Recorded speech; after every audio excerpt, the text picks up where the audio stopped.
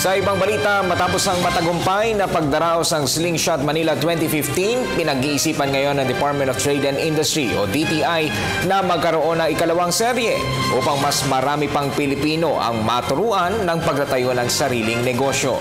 Si George Bandola sa detalye.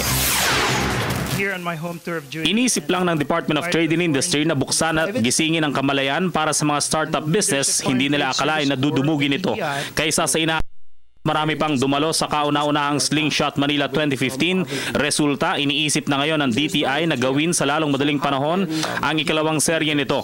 Dahil sa hangarin na mai-promote ang kahalagahan ng susunod na global market, ang mobility at technology, posibleng makasama na sa susunod ang mga malalaking pribadong kumpanya na handang maglaan ng pondo para suportahan ang IT development.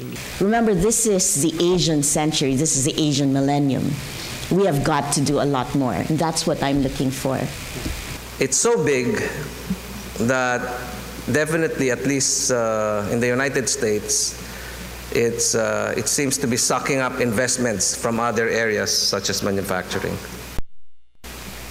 A lot of money is flowing to the tech companies. Habang ginagawa ang Asia-Pacific Economic Cooperation sa bansa, nais ng mga trade leaders at innovators na i-highlight ang kahalagahan ng IT sector sa mga susunod na pagpupulong ng APEC. Mga meeting na maaaring mag-udyok para sa pagbabago ng mga pulisiya sa pamahalaan at makaakit na mga namumuhunan. Some of the big players now are getting involved, at least in terms of providing some angel funds or venture capital type of funding to such endeavors.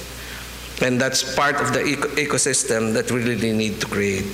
Bukod sa hamon ng financing at mga suportang pulisiya, nais din pagkaroon ng mas malawak at komprehensibong technical training sa mga kabataan.